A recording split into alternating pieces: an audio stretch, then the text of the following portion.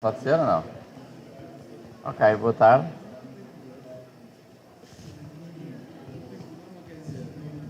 Sem... Podemos começar? Ok. Está ali a Anabel. Está, depois entrar pessoas. Então, estamos à vossa espera. As mulheres faltam. Estão sem mulheres.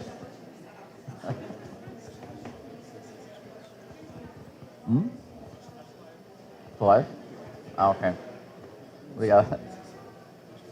Boa tarde.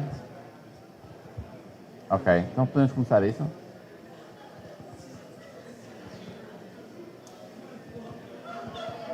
Está muito barulho lá fora, não é? Ok.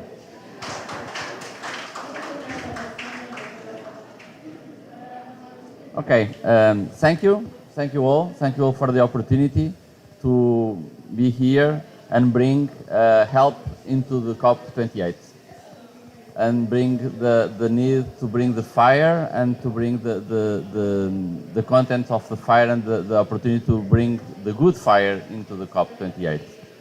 This session is co-organized with FAO, with whom we have been working closely in the last 5 to 6 years.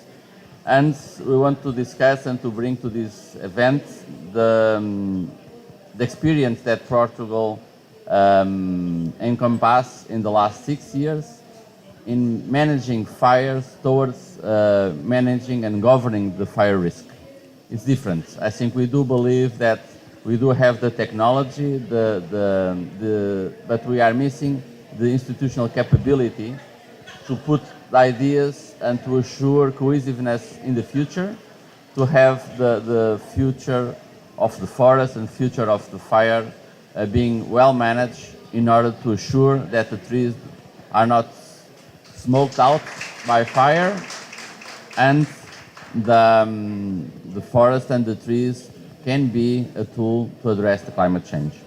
Well, the presentation we have here is mostly about how the problem is framed, what is the contribution at the international scale of the Portuguese efforts in the last 6 years and how it has evolved to the landscape fire governance framework, and then how does FAO will harness this governance development under the Global Fire Management Hub. And later on, the MAP Biome Fire from Brazil and Alencar will show how critical is monitoring to tackle and to keep the tools in place. Okay. According to the European Academy of Science, forest and reforestation and reverse deforestation and also increasing soil carbon levels are the most cost-effective deployable technology to carbon dioxide removal. So having this in mind, I think we need to understand it's not enough to plant trees and to assure that the forests are growing, because we do know that the occurrence of wildfire is growing and the climate change exacerbates wildfire risk. Warmer temperatures, drier fuel loads increase the probability of large-scale events. But also it's important to have in mind that 1% a year, the logged areas, it's burned. So we do have a growing problem in the plantation or natural areas that are logged in forestry, because those trees are also getting burned. So this means that if we plant trees, they probably will face a fire event in 100 years. So 1% of a year, it means that in risk analysis. We also important to recognize that the limits of suppression exists. You cannot throw airplanes or put more money in suppression resources expecting an outcome, a good outcome. There are limits for suppression effectiveness. And in the left chart, you can see all these big fire events we had in Europe in the last 10 years. All of them are below of the suppression capability. Airplanes, they do help in the early minutes, but it's not the solution. We cannot solve an economical and sociological problem as fires with technological fixes. So what we need is to bring more fire into the landscape, more silviculture, and more grazing. It's I do understand that it's not easy to sell this idea because it's not cognitive, well recognized by the public opinion.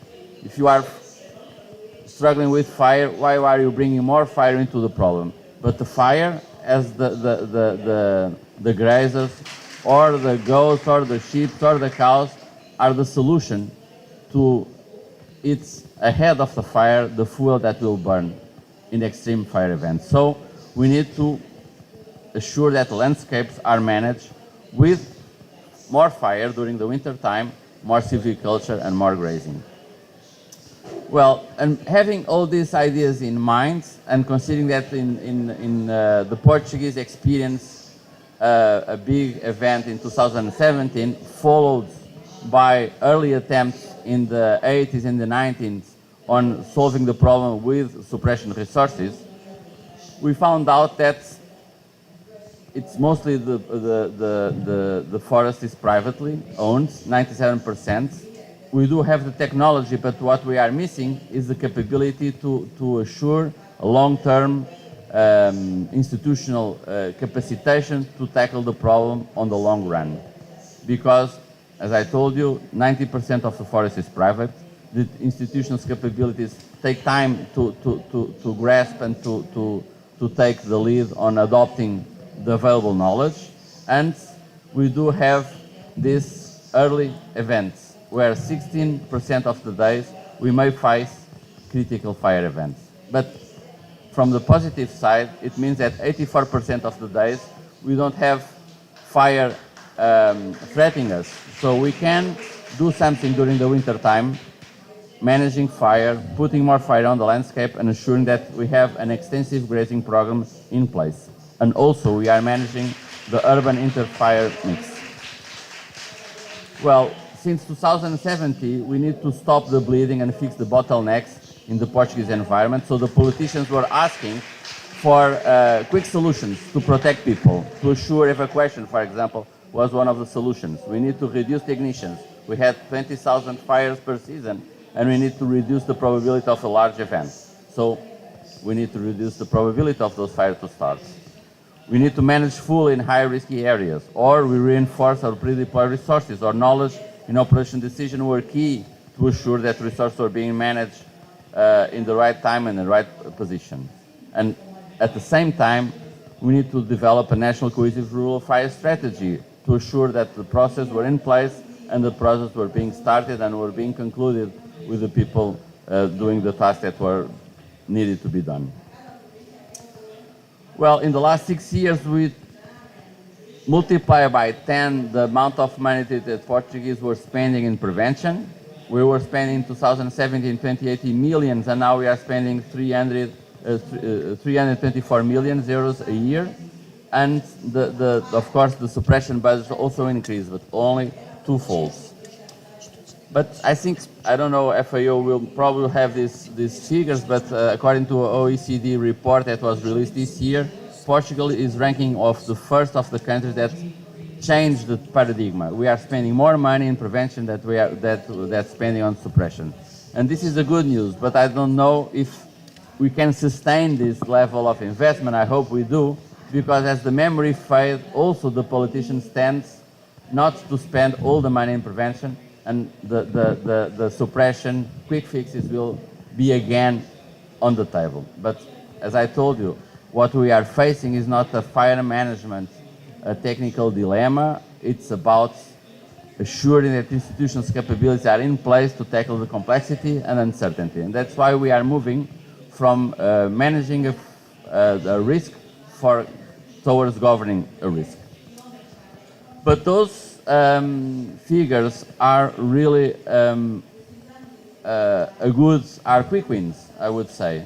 We had 0 fatalities in the last 6 years, civilians, and this was 2023 was the first year we didn't lost a person, operational, or a farmer to a fire.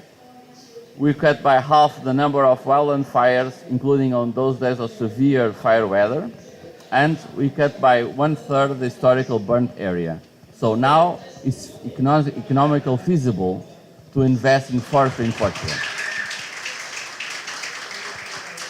And those numbers inspire us in order to avoid a disaster ahead. But we need to keep spending and to assure that money is going to the ground, to the owners of the land, for them to reinvest their money in the fluid treatments. Otherwise, we are doomed to failure because we are just postponing a tragedy, because we are not reducing the fuel load in the forests. So there are some key messages that we address to take urgent action, assuring political commitment on pluriannual and sustainable financial availability, assure that we have economic and fiscal incentives to assure that private landowners are mobilized towards sustainable management. Again, long-term raise awareness among youngest, and assure that the key decisions are taken by qualified personnel, and also to assure that the polycentric governance scheme that we have developed, we have a national plan with 97 projects, it's unfold to regional and sub-regional regions. And of course, we need to multiply by 3 the area that is treated annually. But I think it's puzzled all the society, and I think from the Portuguese experience, what we are trying to deliver to FAO, to other countries that probably will face this problem in the future, it's that the big issues are about the institutionals, are about strategic, political, and managerial. We need to keep direction under complexity, uncertainty, and ambiguity. I think this is a key issue regarding a wicked problem we are facing. We need to have institutional trust and political culture, and also the governance and political bodies need to cooperate each other. Political speaking, departments' goals and budgeting need to be coordinated, and the silos hierarchical approach need to be transversal. So we, as a super-ministerial entity, we do face difficulties sometimes in assuring that each department has their goals aligned with the common goal of the country, because, you know, there are this silos culture, and each entity tries to keep the budget from himself. It's a issue on a political science, well described, but at the political level, we need to have all these departments come together to the common goal. Fiscal, energy, agriculture, and environmental policies cohesiveness is critical, and we do see here to Dubai at COP28, people are struggling with their own agendas because they have own their problems, but the common future is ahead of us, and we need to assure that some compromise being achieved, of course, in managing fires concerning fiscal, energy, agriculture, and environmental incentives are aligned, and of course leadership. Without it will be very difficult to assure the long run. And on the managerial side, we need to assure there are resources and engagement of communities of people, and the monitoring is accountable, and the results are being communicated to the society as a whole. So those are the big ideas that came out from the Portuguese process, and because we were lucky enough to organize the 8th International Wildland Fire Conference in Portugal, we came out with this framework idea in order to share our experience to other countries that in future may face a fire problem, and a kind of road book or a good guidance protocol should be in place when they are going to be hammered by a big fire event. And those are the ideas that I want to share with you in this first intervention. I send the word and floor to my colleague, João Verde, to present the landscape fire. Thank you.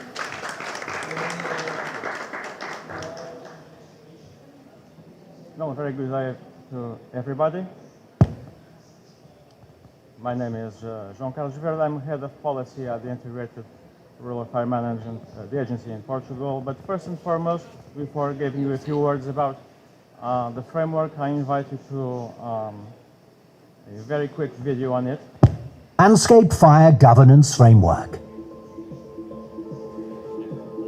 In the past 8th International Wildland Fire Conference held in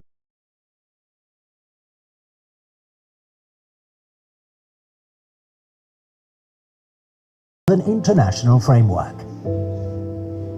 And we believe that you are a piece of the puzzle.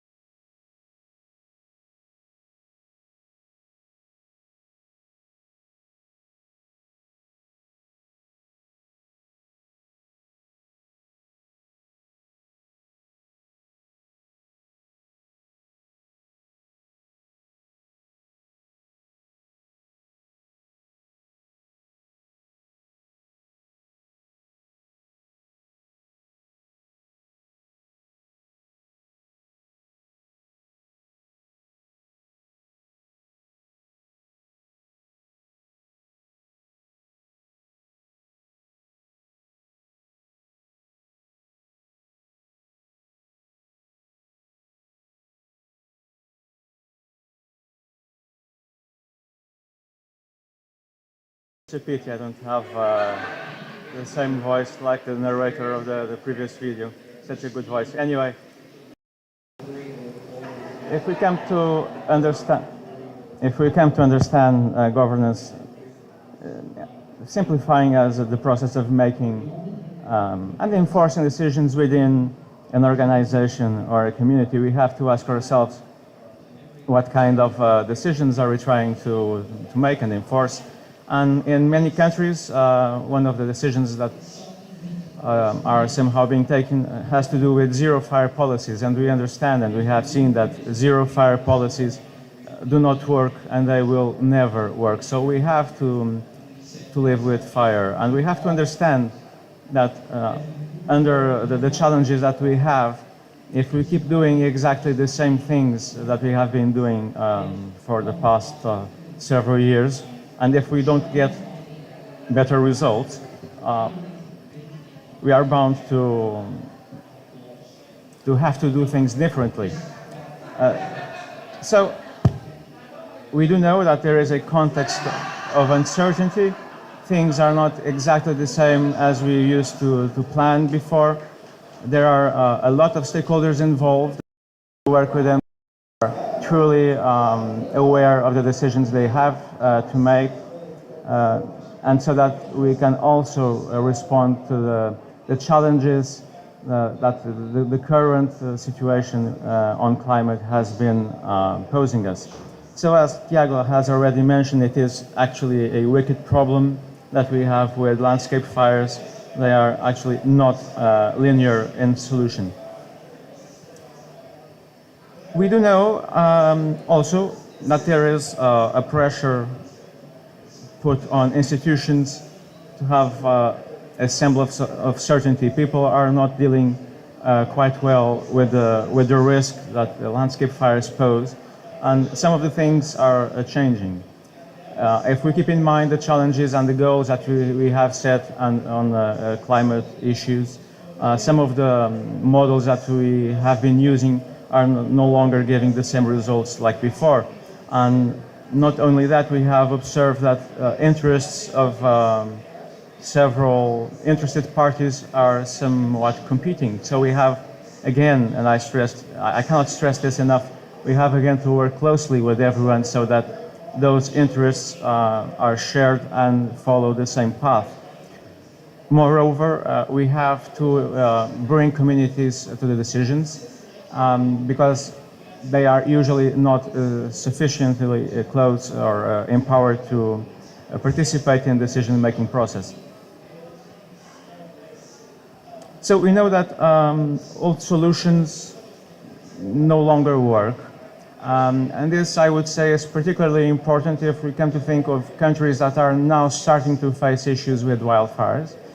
Because in those that have already been battling wildfires for many, many years, they have come to, most likely, to the conclusion that old solutions are not working, but those who are new to the problem don't have to follow the same path like the ones that have failed somehow before. So there's an output we can give and there are lessons that we can share. That's why an international framework makes sense. We picked on voluntary guidelines that already existed from FAO, and we just, if you will, we revamped them a little bit. So this framework makes all the sense because it has principles that people can follow and adapt to their own landscapes. It's an idea that has to be boosted on international cooperation. People have to work closer together, and all of this is contained in this framework. So it begs the question, the framework has all that, perfect, but who is it intended for? The easiest and the quickest answer is to say it's for everybody, and it actually is. We cannot leave individual citizens outside of this. And we have to foster dialogue and close gaps. Tiago already mentioned there's a silo problem, there's a silo mentality. It exists everywhere, domestically but also internationally. Institutions don't always share information the way they could. They don't always make decisions together. So we have to take those silos down and actually bringing and trying to manage fire if the impacts don't go after what the people need, because they are on the land, they live off the land. So we have to have a very close dialogue with people.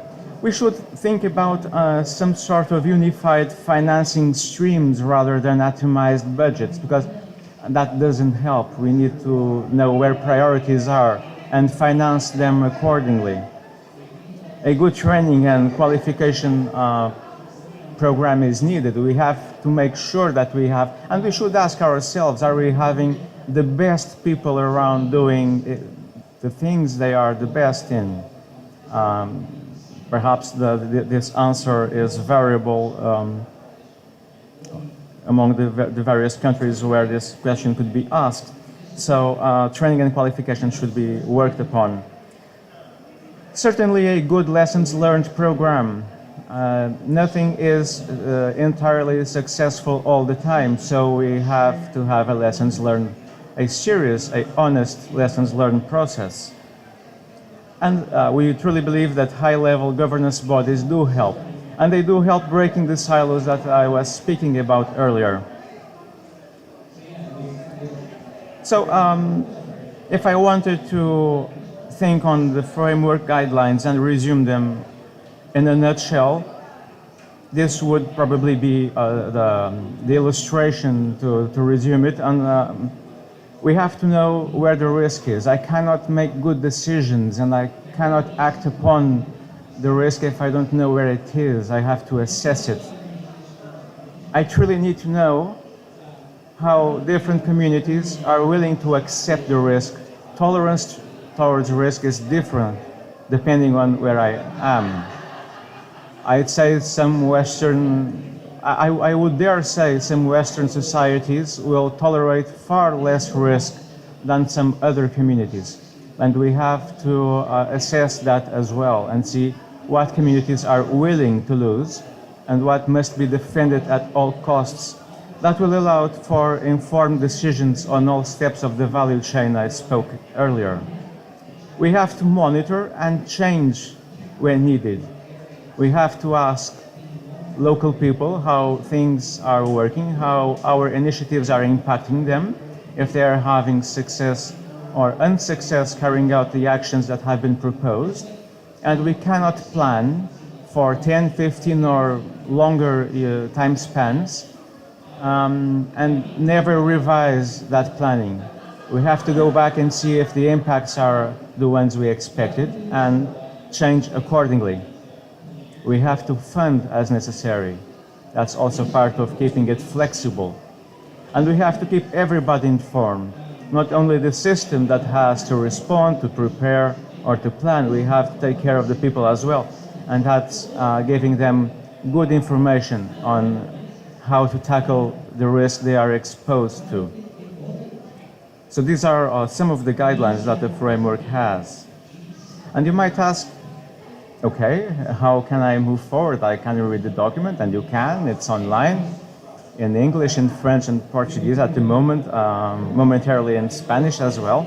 But what can I do? Well, you can adopt it.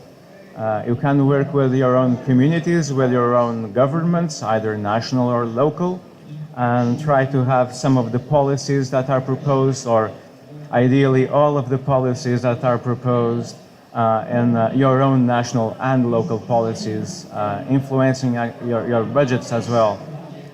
Perhaps there are documents, directives, regulations that you can work on that help implement the ideas that the framework contains. If you don't have a landscape fire governing body, you might consider having one or asking for one. It's about breaking silos again and fostering dialogue, so it might be useful for you to have a high-level governing body, not forgetting other frameworks that exist and that have very tight connections with the matter of wildland fires. And most certainly you could work on having a very good training and qualification program, because you will need it, especially if you are now starting to deal with wildfires. If it's new to you, you will need the best people you have working on it and making fewer mistakes and making sure that you have the best, the most prepared people working on all steps of the wildfire value chain. And last, you have to keep in mind that if you don't attribute value to your rural areas, you will not manage them actively. People don't care about the things they don't attribute value to. So there has to be value on the land. People have to feel they derive some sort of value from that. That will make them manage the land more actively. They will change behaviors for sure. And that leads ultimately to a more efficient risk management. You will find out that if you do this, you will have a reduction, a very serious reduction, I believe, on those bad fires, and planned and controlled. You will be reducing carbon emissions, and will, of course, be increasing carbon sequestration. That's quite important, being that we are at COP right now.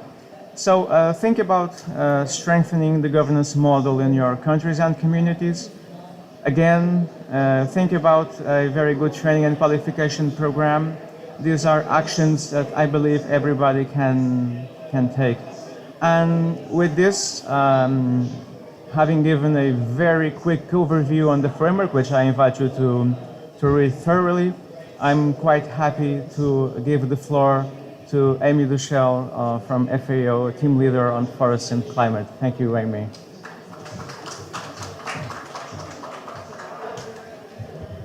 Thank you, João, and thank you, Thiago, for organizing this event. And it was nice for me now to actually learn more about the Landscape Fire Governance Framework. So I'm Amy Duchel, a senior forestry officer at the Food and Agriculture Organization of the UN, and leading the forest and climate work. And basically FAO is one of the leading technical agencies for forestry issues within the UN system, including on fire issues. And recently, during the conference that Tiago and João mentioned in Portugal, we also launched the Global Fire Management Hub with UNEP and other partners. And this hub is really, the aim of it is to enhance countries' capacities on integrated fire management.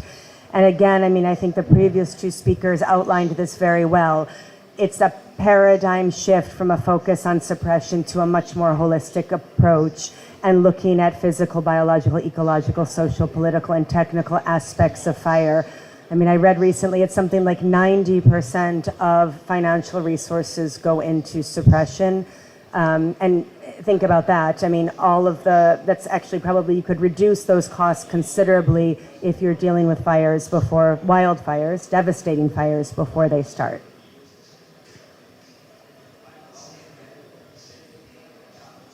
So it's this idea again of thinking about, you know, integrated fire management that combines fire culture, fire ecology, and fire management in a much more holistic way.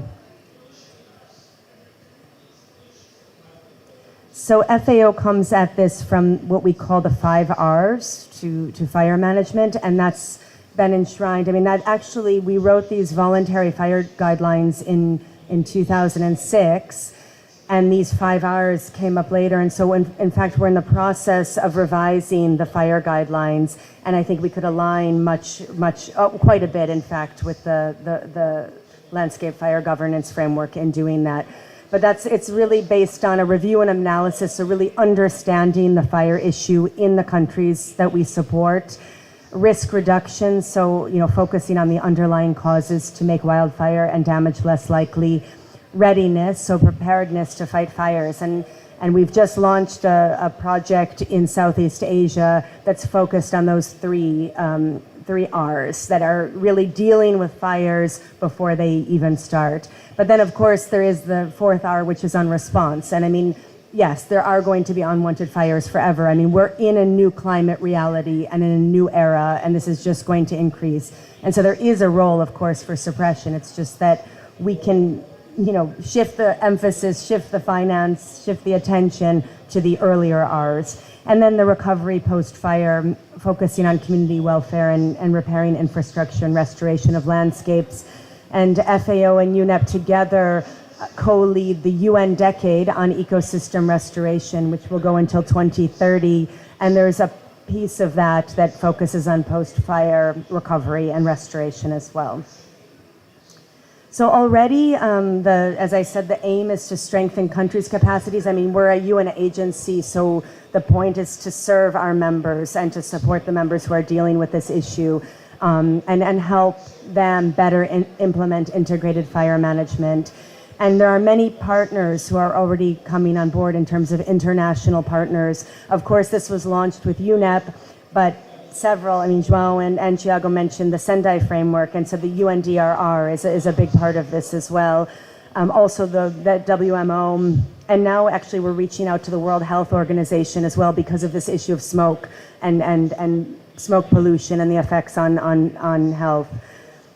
I want to recognize the Global Fire Monitoring Center, which is based in Germany, and they have 14 regional networks, and Johan Goldhammer is the lead of that, the head of that center, and he has recently said that he will integrate the 25-year experience, capacities, and networks into the Fire Hub. And so this is, I mean, it's a great way for us to start because we're building on decades of work, and I think as several of you said, there's so much on fire going on. I mean, the idea of this is not to reinvent anything. In fact, it's just to fill a gap that was being asked for a UN mechanism to help deal with this issue in a more, you know, coherent way. And then I should also mention, of course, the regional, you know, the Joint Research Center of the European Commission and the Global Wildfire Information System, regional FAO networks that work on fire, and then of course indigenous networks and other national and local initiatives that we'll hear about after this from Brazil. So there's 5 initial pillars, and here they are, focused on knowledge sharing, capacity building, wildfire resilient communities. My colleague Lada Steil, she is the fire management officer at FAO, and she led Brazil's Breve Fogo program before coming to FAO. And there was a huge focus, in fact, on indigenous knowledge, traditional knowledge, the good fire, the necessary fire that's absolutely linked to food security. And so ensuring that this community know-how and need and understanding is really its own pillar, in fact, because it's that important. And if fire's managed in the wrong way, you actually could really, negatively affect communities who depend on fire for their livelihoods. Fire risk assessment and early warning, working with partners, especially who are focused on that. FAO has a lot of national forest monitoring capacity, but there are many working on this that we're joining with, including the Early Warning for All initiative that was launched last year by the UN Secretary General, and they've asked FAO, FAO is a partner, but they've asked us to come in more actively now in this for the early warning systems. And then finally, policy support, and I would say financial support as well, that's linked to that, and how to get fire elements into nationally determined contributions, into national adaptation planning, which is currently quite underrepresented. So again, the landscape fire management framework, which we just heard about in a lot of detail, the idea that we're having now, and this is a work in progress, including through discussion with you all, but the hub could serve as a mechanism to implement and monitor the framework's goals and outcomes. The hub will become operational through the creation of a small secretariat and hiring of regional officers. We're starting that now. The first phase of the hub will be hosted at FAO, and then we will have regional fire officers in probably Latin America, Southern Africa, and Southeast Asia to start. And it will be implemented at scale through global, regional, and country projects. But I think as João said very nicely, the guiding principles of the framework, really, they came from a process that happened several decades ago. And so I think we can use those guiding principles as we implement these different activities within the hub and make that somehow very clear. I just will quickly, this is the Affirm project that I mentioned that's happening in Lao PDR, Thailand, and Vietnam. And it's one of the first projects in country that's feeding into the hub's activities. And focused again a lot on risk reduction, integrated risk management, and also readiness. So the roadmap for the hub from this year till next year, we had our first workshop in November where we were focused on integrating the Global Fire Monitoring Center, that German center that I was mentioning, and its related networks and partners into the Fire Hub. And we had a really great participation, including from several member countries of FAO and partners. The second workshop will likely be in March of next year, and that's really bringing in the Global Wildland Fire Network and its associated regional networks and centers, so that will have much more of a regional flavor. The first workshop was really quite a global, sort of launching in a way of how we're going to move this, and this will really bring in the distinct regions, their needs, their progress, and try to connect the hub activities to that. And then the third workshop will actually start to bring in the countries, FAO member countries, especially the key countries who have shown support for the hub, either because of early pledges of financial resources, but also countries, like Ecuador, who has a wonderful fire management capacity and experience, and they're very interested in bringing that into the hub. We were talking to Indonesia as well. They have a very unique and distinct context. They would like to bring their know-how into the hub. And so starting to work with the countries who voluntarily are coming forward and wanting to contribute. And then that will feed into FAO's Committee on Forestry, which is held in July of next year. So that's it from my side. Thank you. And then, as I guess I then turn it over to Annie Alencar. Dr. Annie Alencar, she is the Director of Science at IPAM in Brazil, and we'll talk about Mapiomas.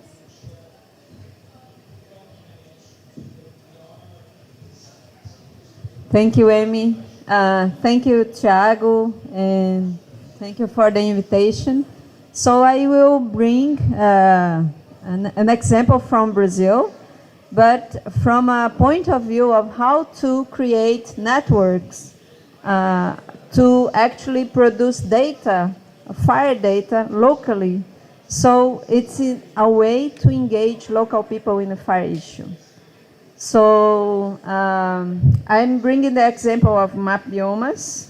Mapbiomas is a network of institutions that we are now in 14 countries, and we work by mapping land use, land cover change, and also disturbances. And we do this by engaging local institutions, small institutions, NGOs, universities, enterprises in this type of mapping. And also this is a support to some of the governments, where in some of these countries they even don't have any type of data. So the idea behind Mapbiomas is to build local capacity in each tropical country to generate land use and land cover data set based on remote sensing, and making those used by decision makers to foster sustainable management of natural resources and climate mitigation. So the main model that Mapbiomas use, which I think is very different, we have multidisciplinary, multi-capable, multi-territorial, multi-institutional collaborative organizations working together. We learn by doing. We produce time series of annual maps. We are very transparent on this, what we do. We publish everything that we do before, even like doing scientific publications. So in our days, we have more than 1,000, how many, Julia? Publications in scientific peer reviews? 2,000. And we in Mapbiomas only have 8 years old. So it's amazing. And from the group is only, I don't know, 30 to 40 publications. So it's an open science in a way. But talking about Mapbiomas Fire and what we provide that is unique, in Brazil we provide an annual data set on a burned area. And when we started Mapbiomas, that was the only data set on high resolution burned area, which is very key for taking decisions. From this, we also, the way we do it, we retrieve monthly burned area. So we are not talking about fire hot pixels, which are very good and important. We are talking about burned area. We know cumulative burned area, fire frequency, all elements that are very important to take decision in fire management. So in our days, we have two products. One is the annual data set, so it's updated every year, which is Mapbiomas Collection 2, based on Landsat. And we have the Fire Monitor, which is a higher resolution data set based on Sentinel-2. And we launch every month. For every the 10th day, for example, we will be launch the data from November, like next week. So, and the way we do it, we use deep learning, artificial intelligence way of mapping, because we do have to deal with a very large data set, and we have to take advantage of each observation, because I don't know if there is any remote sensor here, but if you miss an observation window in a savanna place, for example, you may lose the fire scar. So you need to take the opportunity to get as much as observation as possible. And this is just an example. We collect all the information available for a year, and we compile in just one image. So we reduce the remote sensing information to just one image, and you can have an idea of everything that was burned in that year. And here is just to bring all of this to this discussion is how to deal with a country such as Brazil, which is a big country, which has different fire regimes and different ecosystems. So a little bit more than half of Brazil, we should have zero fire policy. And the other part of Brazil, we should have really a fire policy that allows people to burn when they need to burn. What I mean, the good fire. So how to deal with this complexity?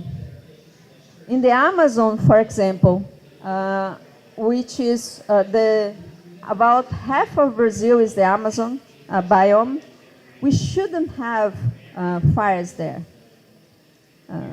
Forests, naturally speaking. So naturally speaking, the fire regime return interval should be between 200 and 1,000 years in the Amazon humid forest. And when you look at this map, in the past 38 years, the Amazon was the biome that burned more in Brazil. So those are all human-ignited fires. And the worst thing is that those human-ignited fires are becoming forest fires. So the forest that shouldn't burn now is burning. And once that forest is burned, at least for the next 10 years, that forest will keep emitting and can lose at least 50% of its carbon storage. So that is huge and is not accounted in the inventory because it's not deforestation. The forest is still there. But the quality of the forest is very bad. So really, and this is the point that I want to leave here, is how to take this message about integrated fire management when you have such a diversity of ecosystems that in one you really need to take care when and how to use fire. And the other, you need to use fire in the right time. And getting all the information from indigenous peoples that have been managing fire for years, centuries, not years, centuries. So I think this, taking this from Brazil to the world, this is what we have to face with the fire issue in a changing climate.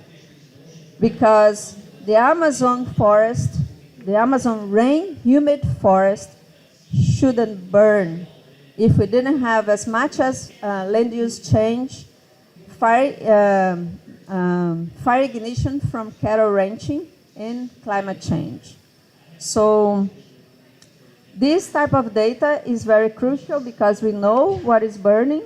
And for example, we know which type of vegetation is burning. We know that in Brazil, around 68, almost 69% that burns in native vegetation, but 10% burns in forests.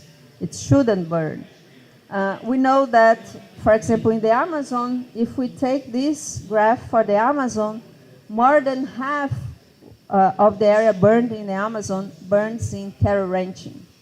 And those are the fires that ignite wildfires. So we need to have specific policies to deal with that. With this data, we can have the fire frequency, and we know which areas were burnt more than once, and those have implications to carbon emissions and also to the risk of that area to burn again. We know we can track the change in the time, in the season of the fire, which is a very important fire property. So, and finally, we have the fire monitor. Everything that I talked, all the information is open and transparent in the mapbiomas.org.br webpage. And now we are expanding this to the other countries of where Mapiomas has network. We gave a training for the Indonesia, so they are already preparing this data set. We will start with the other countries in South America. So we have a workshop early next year to do that. And everything is made to really engage and promote capacity building for local organizations, so they can step up and they can show the type of information that I'm showing you. And this has been very important, for example, for Preve Fogo, which is one of our partners, because they are using this information to really take decision and move forward integrated fire management actions. Thank you.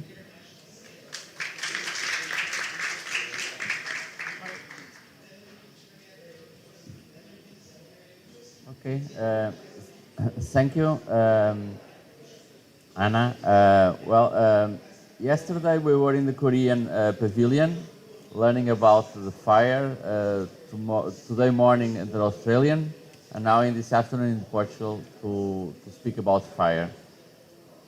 Well, fire represents about between 5 to 20% of global CO2 emissions, depending on the year. I think 2023, due to Canada fires, will be representing a little bit further.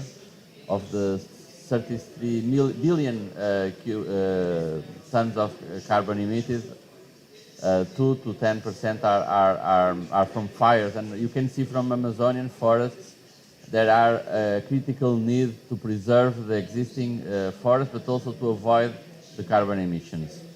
And from the Portuguese experience, what we have showed here is that we can share also resources, because we sent some people to Canada, as Brazilians sent, in order to fight those fires this July. And through that international experience and cooperation, it's also one of the keys for the solution. And from this Portuguese experience, that we want to outreach to this community, bringing good fire to COP. I think we might hear a clue for what can be achieved globally if we do follow more closely this framework in order to govern fire instead of being governed by fire. I think it's quite important that from the Portuguese experience that we explain and showed how we can reduce the number of fires, how we can reduce the impact of our society, and also in the biodiversity and afforestation areas. And this little example may open a light, I hope, in the other countries in order to inspire them to follow the framework. We are far away from presenting all these good results, only the successes, but we do also have some failures, and those need to be shared in order also for other countries to avoid the traps where we step in. Fortunately, very few, I hope. But this is a process going on. It's a political process, and I also like to thank you that the fire is the context, is the synthesis of the context. I think at this COP28 we could say that cooperation and dialogue it's the roots of the solution to bring less smoke in the atmosphere arising from those fires. Thank you for your presence, and be there remotely and be here presently, and good week ahead on negotiating the future ahead. Thank you.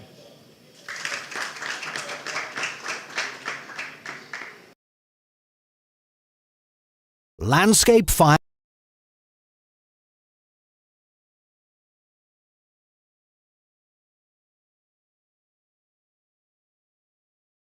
Landscape Fire Governance Framework.